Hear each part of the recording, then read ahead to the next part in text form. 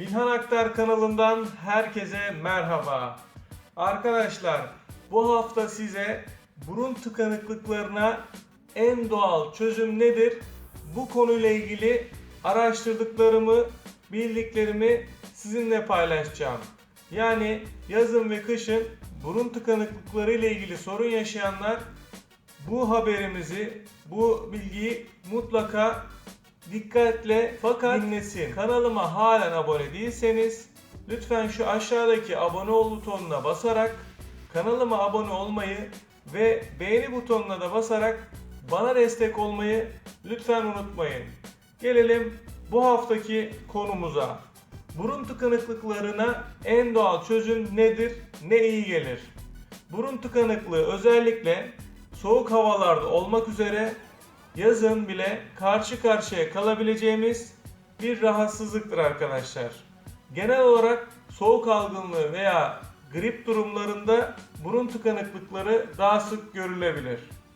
Burun tıkanıklıkları ciddi anlamda rahatsız eden bir hastalık gibidir. Gün boyu rahat nefes alıp veremeyiz ve rahatlamamız için de mutlaka size önereceğim uygulamaları yapmanızda fayda var. Burun tıkanıklığına en doğal çözüm nedir arkadaşlar? Birinci çözümümüz okaliptus yağı. Okaliptus yapraklarında bulunan doğal bileşenler burun tıkanıklıklarının geçirilmesinde etkin yol oynuyor ki biliyorsunuzdur, nefes açmada da çoğu zaman kremlerin içerisinde bile okaliptus yağı kullanılabiliyor. Aynı zamanda burun ve boğazda meydana gelen iltihaplar için de okaliptus yaprakları çok fayda sağlayabiliyor. Okaliptus yapraklarını burun tıkanıklığında kullanmak için 1 litre suya 7 veya 8 adet okaliptus yaprağını atın ve 15-20 dakika kaynatın. Kaynattıktan sonra buhar çıkmaya başladığı zaman havlu ile kafanızı örtün ve buharı içinize çekin. Daha sonrasında yatmadan önce daha yaparak bu uygulamadan da faydalanabilirsiniz. Okaliptus yaprağı nefes açmada yardımcı olabiliyor. Benim size tavsiyem ferah ve geniş bir alanda yapmanızdır. İkinci uygulama ise arkadaşlar bal ve elma sirkesi karışımı. Özellikle bal ve elma sirkesi karışımı burun tıkanıklığı için de çok fayda sağlayabiliyor. Balın enfeksiyonlar, mikrobik problemler üzerinde etkileri elma sirkesinin aromatik kokusu sayesinde burun tıkanıklıklarında çok fayda sağlayabiliyor. Nasıl uygulayacaksınız? Nasıl yapacaksınız? Bir kaşık elma sirkesi ve bir bardak sıcak su ile karıştırın balı. Yani bir çorba kaşığı sirkeyi bir çorba kaşığı bala sıcak suyun içerisinde karıştırın ve aç karnına içmeye özen gösterin. Bal ve elma sirkesiyle de yine nefes yollarınızı rahatlatabilir. Zaman içerisinde de vücut direncinizi arttırabilirsiniz arkadaşlar. Gelelim üçüncü kürümüze. Üçüncü kürümüz ise sarımsak ve zerdeçal karışımından hazırlanan bir kür. Sarımsak ve zerdeçalın antibiyotik ve bağışıklık sistemindeki olumlu etkileriyle burun tıkanıklıklarında özellikle çok fayda görebiliyorsunuz arkadaşlar. Solunum rahatsızlıkları üzerinde de çok fayda sağlayabiliyor. 3-4 diş sarımsak ve yarım çay kaşığı zerdeçalı rendeleyip suda kaynatın ve 3-4 gün boyunca günde yarım bardak olmak üzere için arkadaşlar. Bu da nefes yollarınızda size yardımcı olacaktır mutlaka.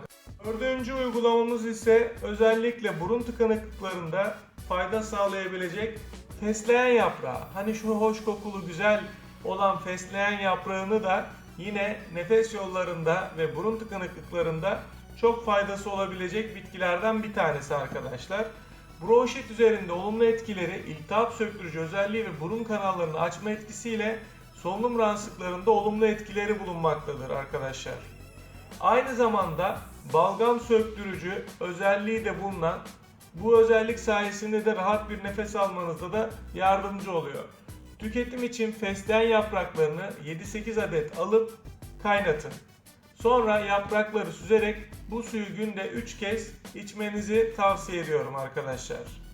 Aynı zamanda daha pratik olarak yaprakları kaynatmak yerine çiğneyebilirsiniz de. Fesleğenin sağlığımız üzerinde, özellikle burun nefes sağlığı üzerinde böyle bir etkisi var arkadaşlar.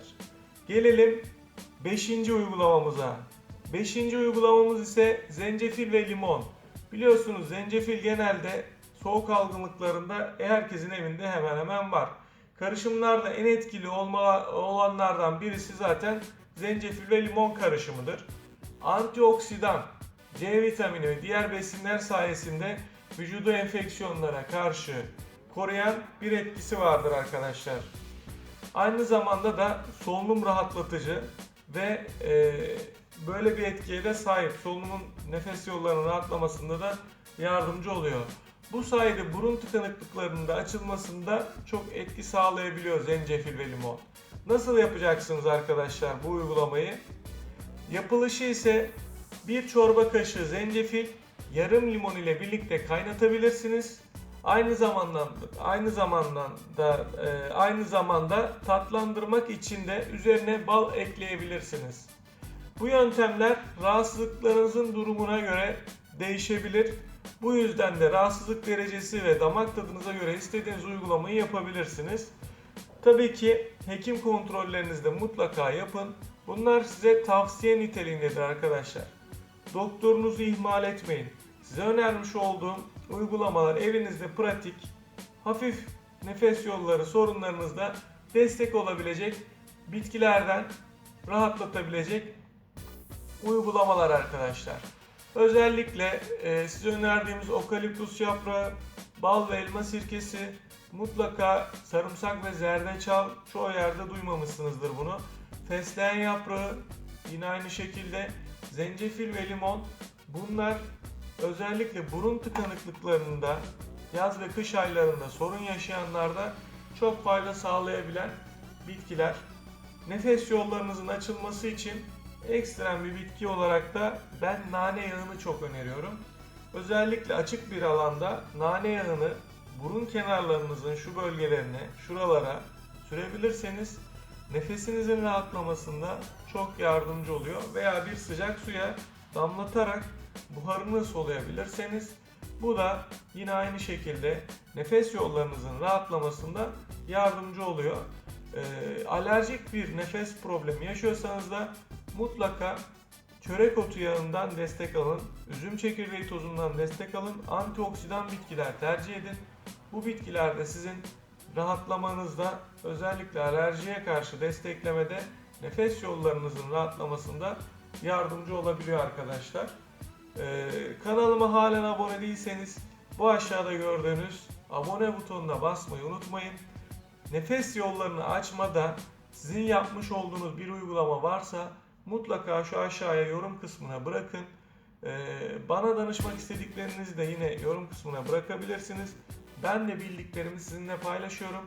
Sizin de bildiğiniz bir şey varsa lütfen paylaşın. Başka insanlar da istifade etsin. Ben bu konuları araştırıyorum, irdeliyorum. Kendi bildiklerimi de sizinle paylaşıp size sunuyorum. Desteğinizi esirgemeyin. Abone olmayı unutmayın. Şu an kanalımız gün geçtikçe büyüyor ve yeni konularla, yeni bilgilerle, çok dikkatimi çeken konularla da sizinle paylaşımlarda bulunmaya çalışıyorum. Size söyleyebileceklerim, aktarabileceklerim bu konuyla ilgili bunlar. Allah'a emanet olun. Hoşça kalın. Dükkana hoş geldiniz. Görüşmek üzere. Mutlu kalın, sağlıklı kalın, esen kalın. Hoşça kalın.